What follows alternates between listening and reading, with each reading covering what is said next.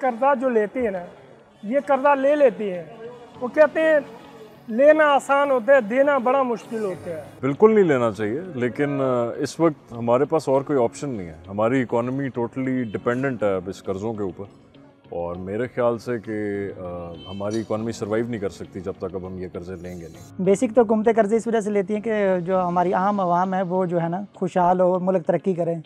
बहरहाल हमारे मुल्क में पिछले 70 सालों से कर्ज़े ले रहे हैं, बहरहाल कोई बेहतरी नज़र कोई नहीं आ रही है, ना ही आवाम पे पैसे लग रहे हैं, पता नहीं पैसे कहाँ पर जाते हैं, इस समझ से बाला तर है। तो आइए अब हम अपने माहिरीन से उनकी राय मालूम करते हैं। पब्लिक डेट हुकूमत अपने अखराजात को पूरा करने के लिए लेती है जब उसकी आमदनी उसकी अखराजात से कम हो। ये उस वक़्त उसकी ज़रूरत पेश आती है जब हुकूमत के अपने अखराजात, चाहे वो अपनी सैलरीज़ के लिए हों, तनख्वाहों के लिए हों, या हुकूमत को तरक्याती स्कीम्स के अंदर वसाइल की ज़रूरत हो, तो हुकूमत कर्ज़ा उठाती है। हुकूमत के कर्ज़े उठाने के दो सोर्सेस ज़राए होंगे। उसका जो पहला ज़रिया है वो डोमेस्टिक या कौमी ज़राए हम उसको कह सकते हैं, जिसके अंदर बैंक्स शामिल हैं, जिसके अंदर इंडिविजुअल्स, सिटीज़न्स शामिल हैं, जो अपनी सेविंग्स हुकूमत को उधार के तौर पर देते हैं। इसके अलावा हुकूमत बैरूनी कर्ज़े हासिल करती है। बैरूनी कर्ज़े के ज़राए में बैनुल-अक़वामी इदारे जैसे IMF, world bank, Asian development bank शामिल हैं। बाज़ दफ़ा हुकूमत दूसरे मुल्कों से भी कर्ज़ा लेती है, जैसे हुकूमत पाकिस्तान ने चीन से हाल ही में बहुत कर्ज़ा उठाया है। मुझे नहीं लगता कि ये कर्जा आवाम पे लगाते हैं। अब हर चीज़ पे हम टैक्स तो दे रहे हैं, बिजली बनाने वाले भी पैसे हम दे रहे हैं और बिजली जो इस्तेमाल कर रहे हैं वो भी दे रहे हैं। गैस अभी यकीन माने सुबह 12 बजे के टाइम रोटी पका के रख देते हैं घर वाले, रात के टाइम तकरीबन 6-7 बजे से रोटी खानी होती है, नॉर्मली 7-8 बजे, तो उस टाइम गैस होती नहीं है। ये पाकिस्तान की अवाम पे नहीं लगे, पाकिस्तान की अवाम के नाम पे आए हैं पैसे, लेकिन अवाम के ऊपर लगे नहीं है, क्योंकि जब पैसा कहीं लगता है वो नज़र आता है। जी बिल्कुल लगाया जाता है, बिकॉज़ जितने हम लोग मोस्टली ये इंफ्रास्ट्रक्चर देख रहे होते हैं, मोटरवेज़ हैं, रोड्स हैं, इरिगेशन का जितना स्ट्रक्चर हमारे यहाँ पे है, फ्लड या जितने नेचुरल डिज़ास्टर्स हैं उनको एड्रेस करने के लिए जो हम इंफ्रास्ट्रक्चर डेवलप करते हैं, ये सब इन्हीं लोन्स की मद में पैसा आ रहा होता है, जिसमें ये आगे हम पैसा लगाते हैं, गवर्नमेंट लगवाती है इसमें। नहीं, ऐसे तो कोई इस तरह की गवर्नमेंट की कोई पॉलिसी नहीं है जिसकी वजह से कि जो आम आदमी तक ये चीज़ पहुंच सके। मेरा ख्याल है कि वो जो अपना सूद उतारने के चक्कर में ही वो रिट्रेट हो रहे हैं, अदरवाइज़ कोई चीज़ नहीं है। टैक्सेस पे टैक्सेस लग रहे हैं, जिस तरह हमारी प्रॉपर्टी पे जो है वो जो हमारा बिज़नेस था उस पर काफ़ी ज़्यादा टैक्स वगैरह लग चुके हैं, जो कि मार्केट ये भी हमारी बैठ चुकी है। आम तौर पर ये समझा जाता है कि इन कर्ज़ों की अदायगी से हमारे इकनॉमिक मैनेजमेंट में, हमारी माशी इंतज़ाम में मुश्किलात पैदा होती हैं। लेकिन इससे जो बड़ा सवाल है वो ये कि हम कर्ज़े के हसूल के बाद उसका इस्तेमाल कैसे करते हैं। अगर हम कर्ज़े के इस्तेमाल या कर्ज़े के हसूल के बाद उससे हासिल होने वाले ज़राए को हम ऐसे स्कीम्स में या ऐसे प्रोजेक्ट्स में ख़र्च करें जहाँ से इनकम ना आ सके, तो वो यकीनन एक ऐसा कर्ज़ा होगा जो नॉन प्रोडक्टिव कहलाएगा। उससे हम हमारा जो माशी फ़ायदा है वो इतना हासिल नहीं हो सकेगा। इसके मुकाबले में अगर हम ऐसे प्रोजेक्ट्स के लिए कर्ज़ा लें जो कि हमारे इंफ्रास्ट्रक्चर को, जो हमारी जो तरक्की के जो बुनियादी जो ढांचा है उसको सपोर्ट कर सके, तो उससे हमें फ़ायदा हो सकता है। जैसे 1960 की दिहाई में पाकिस्तान ने तरबेला डैम के लिए कर्ज़ा वर्ल्ड बैंक से हासिल किया, जिसकी वजह से ना सिर्फ ये कि उसकी ज़राअत को बहुत ज़्यादा सपोर्ट मिली, बल्कि हम काफ़ी हद तक जो बिजली की पैदावार में खुद कफ़ील हुए। इसके मुकाबले में अगर हम कर्ज़ों को सिर्फ़ अपने जारी खराजात के लिए, अपने करंट एक्सपेंडिचर्स के लिए हासिल करें, जैसे अगर हुकूमत ऐसे इदारे चला रही है जो लॉस मेकिंग एंटरप्राइजेस हैं, सरकारी इंतज़ाम में चलने वाले इदारे हैं, Pakistan international airlines, Pakistan steel mill उसकी कुछ मिसालें हैं। तो उन कर्ज़ों का हसूल का मईशत को कोई फ़ायदा नहीं होता, बल्कि उससे हमारे नुकसान में इजाफ़ा होता है। बाहर से अगर कर्जा लेके आते हैं ना, पाकिस्तान में इन्वेस्ट होती है, तो वही चीज़ जो है ना पाकिस्तान में पैसा आए तो चीज़ें सस्ती हो। अब चीज़ें सस्ती होने की जगह ये हमने खाली ये पिस्ता है ना, पिस्ता पिछले साल 900 रुपये था, इस साल जो है ना 1400 रुपये चला गया। बादाम पिछले साल 1300 था, इस साल 1600 चला गया। महंगाई इतनी, ये तो खुशक ड्राई फ्रूट है, इसका तो कह सकते हैं महंगा है। जो आटा और चीनी, ये कौन सी महंगी है? मईशत पे ये फ़र्क पड़ता है कि हमने जितना ये लोन्स हैं, एक प्राइस है इनकी जो हमने पे बैक करनी है, ये लोन्स हैं, इन पे इंटरेस्ट रेट होता है, तो हमने वो इंटरेस्ट उसके बाद पे बैक भी करना है। जो हमें जाहिर सी बात है, हमारी इनकम अगर 100 रुपया, अब विद इंटरेस्ट हमने वही लोन वापस करना है 120 रुपया, तो हमारी जो अपनी इनकम है हम आज भी 100 रुपया ही बना रहे हैं। तो जब हमने वो वापस करना है, हम मज़ीद लोन्स लेते हैं उन लोन्स को पे बैक करने के लिए, तो मईशत पे बोझ पड़ रहा है। वो रोज़मर्रा के हमारे जो अखराजात हैं वो बढ़ रहे हैं उसमें। मुल्क में तो देखो बिल्कुल यही हाल हो रहा है कि जो बड़ा तबके के लोग हैं वो अगर डैमेज हुए हैं तो फिर ऑब्वियसली छोटा तबका भी डैमेज होगा। यानी कि अगर कोई बड़े बंदे का काम करवा रहे हैं, कोई भी काम है, तो वो छोटे बंदे तक आ जाएगा कि वो कहेगा हमने नहीं करवाना, हमारा भी ये निज़ाम चल रहा है। तो इस तरह मेरा भी ख़ानदान भी मुतासर हुआ है, पूरा मुल्क मुतासर हो रहा है।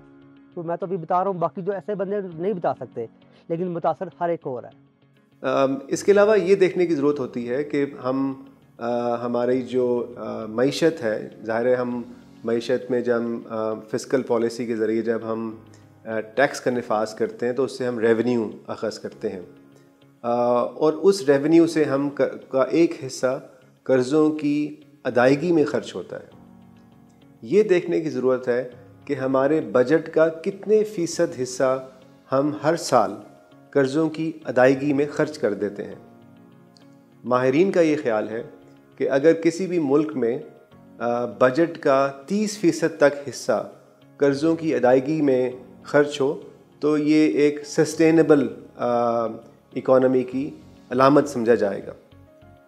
बदकिस्मती से पाकिस्तान पिछले कुछ सालों से जो कर्ज़ा लेने की रफ़्तार में इतना इजाफ़ा हुआ है कि हमारा जो बजट का एक बड़ा हिस्सा अब कर्ज़ों की अदायगी में ख़र्च हो रहा है, और हमारे जो मौजूदा बजट है तकरीबन 7 खरब रुपए का बजट में से 3 खरब रुपया इस साल कर्ज़ों की अदायगी के लिए रखा गया है, जो तकरीबन 41% बनता है। इसके अलावा ये देखा जाए कि हमारे जो कर्ज़ों की जो कर्ज़ों और कौमी आमदनी का जो एक रेशो है, जिसको डेट टू जीडीपी रेशो कहते हैं, वो एक बहुत अहम इशारिया है। पाकिस्तान के आइन में एक क्लॉज़ है जिसको हम कहते हैं fiscal responsibility and debt limitation act. 2005 में पार्लियामेंट ने ये लॉ पास किया था, और उस कानून की रोशनी में पाकिस्तान की एक कर्ज़ा लेने की हुकूमत की लिमिट मुतय्यन की गई थी, जो कि कौमी आमदनी का 60% है। इस वक्त हम बदकिस्मती से ये लिमिट हम वायलेट कर चुके हैं, और इस वक्त कौमी आमदनी का 87% हिस्सा हमारी कर्ज़ों के बराबर हो चुका है, जो यकीनन एक तशवीशनाक अमर है। हमारे बड़े कहते थे किसी से अगर तुम भूखे हो ना, 2 रुपये किसी से लेना नहीं, क्योंकि वो आगे जाके देना बहुत मुश्किल है। अपनी सूखी रोटी खा लो, वही बहुत है। अब ये कर्जा लेते हैं ना, अगर फर्ज करो करोड़ों रुपए ले लेते हैं, 5 करोड़ लेते हैं, ये 5 करोड़ देने के वक्त जो है ना देते नहीं है, वो छोड़ देते हैं वहीं पे। वो 5 साल 10 साल गुजर जाते हैं, हुकूमतें चेंज होती हैं, वो कर्जा डबल होता जाएगा। अब खाली वो सूद देखो कितना दे रहे हैं। स्टेटिस्टिक्स तो मेरे पास नहीं है जी, बट मेरे हिसाब से टोटली हमारी इकॉनमी डिपेंडेंट ही सारी आपकी कर्ज़ों के ऊपर है। मतलब हम लोगों का जितना सारा प्रोसेस चल रहा है वही कर्ज़े लेके और आगे भी हम कर्जे लेके पिछले कर्जे उतार रहे हैं और अगले कर्जे उस पर चढ़ रहे हैं उसके लिए। जो मुल्क का कर्जा देखो एग्जैक्ट तो पता नहीं रकम, लेकिन अरबों खरबों में है। मुझे आइडिया तो नहीं है, वैसे मुझे ये इतना आइडिया था लास्ट टाइम 36,000 जो है अरब जो है वो इस तरह का कुछ था। बहुत ज़्यादा कर्जा ये तो वापस करने में बहुत टाइम चाहिए, बहुत इसके लिए टाइम भी चाहिए और पैसा भी चाहिए वापस करने के लिए। इसके समय बहुत ज़्यादा सूद भी साथ देना पड़ता है और ये सूद जो है ना ये सही नहीं है। हमारे इस वक्त बैरूनी कर्जे 112 अरब डॉलर को तजावुज़ कर चुके हैं, जबकि हमारी एक्सपोर्ट्स 20 या 22 अरब डॉलर के करीब करीब हैं। ये जो फ़र्क है ये बढ़ता जा रहा है क्योंकि हमारी एक्सपोर्ट्स पिछले 10 साल से इसी लेवल के ऊपर है, जबकि हमारे अखराजात में और हमारे कर्ज़ों की अदायगी में बहुत ज़्यादा इजाफा हुआ है। तो हमें यकीनन अपनी आमदनी को बढ़ाने की भी बहुत तवज्जो करनी पड़ेगी। इसके अलावा जो तीसरा ज़रिया है वो आम तौर पर हमारी हुकूमत अडॉप्ट करती है, वो इसी कर्ज़े को वो रीसाइकल कर देते हैं, बाज़ दफ़ा रीस्ट्रक्चर कर देते हैं कि अगर आपने अगले साल कर्ज़े देने के बजाय एक हम जो जिनसे हमने कर्ज़ा लिया है उनको कहते हैं कि जी हम 1 साल के बजाय हम आपको 3 साल के बाद पैसे दे देंगे। यकीनन हम उससे अपना एक जो करंट क्राइसिस है उसको हम उस बहरान के ऊपर तो काबू पा लेते हैं, लेकिन वो 2-3 साल के बाद वो मसला फिर ज़्यादा शिद्दत से आकर खड़ा हो जाता है। तो यकीनन जो कर्ज़ों का हुजम है और कर्ज़ों का जो तनासुब है हमारी आमदनी में और हमारे जो टैक्स से हासिल होने ज़राए में इस वक्त बहुत ज़्यादा है। इसका बराह रास्त असर हमारी माशी आज़ादी पर पड़ता है। इसका बराह रास्त असर हुकूमत की फ़ैसला साजी करने की सलाहियत पे पड़ता है। जैसे आपके इल्म में है, हमारे इल्म में है कि पाकिस्तान को एक दफ़ा फिर IMF के पास जाना पड़ा था 2018 में, अगरचे वो प्रोग्राम इस वक्त मुअत्तल है, लेकिन जब हम IMF के पास जाते हैं तो हमें उनकी शराइत को कबूल करना पड़ता है। उसमें से बहुत शराइत इस्लाहात पर मबनी होती हैं, लेकिन हमारी जो फ़ैसला साजी करने की सलाहियत पर यकीनन एक उससे असर पड़ता है। कर्ज़ों की अदायगी में और कर्ज़ों की बहस में एक बहुत बड़ा इंडिकेटर ये भी है कि किस हद तक जो हमारे कमर्शियल बैंक्स हैं, हमारे जो तिजारती इदारे हैं, उनके पास जो क्रेडिट हासिल है वो प्राइवेट सेक्टर को जा रहा है या हुकूमत को जा रहा है। इस लिहाज से भी हम देखें कि तकरीबन 70% जो हमारा जो कमर्शियल क्रेडिट है वो हुकूमत के पास जा रहा है, प्राइवेट सेक्टर के पास उसकी जो हिस्सा है वो कम है, जो यकीनन एक मईशत की तरक्की के लिए, प्राइवेट सेक्टर की ग्रोथ के लिए जो एक पॉजिटिव बात नहीं है और इसको बदलने की ज़रूरत है। ये सूद है, हम पे सूद चढ़ गया है। अवाम जो गरीब बंदा गरीब से गरीब तर होता जा रहा है, जो एक अमीर तरीन बंदा वो अमीर से अमीर तरीन होता जा रहा है। तो ये कि हमने तो निचले तबके को उठाना है कि निचला तबका किस हद तक नीचे जा चुका है, उसका तो कोई पुरसाने हाल ही नहीं है। जब टैक्सेस लगते हैं तो रेट्स ऊपर चले जाते हैं। आपके पेट्रोलियम का देख लें और आम जो रूटीन की चीज़ें जो आम आदमी के लिए जो गवर्नमेंट प्रोवाइड नहीं कर पा रही, सब्सिडी जिसको हम उसमें कहते हैं, वो भी नहीं कर पा रहे, तो वो ये मुश्किलात बढ़ती जा रही हैं।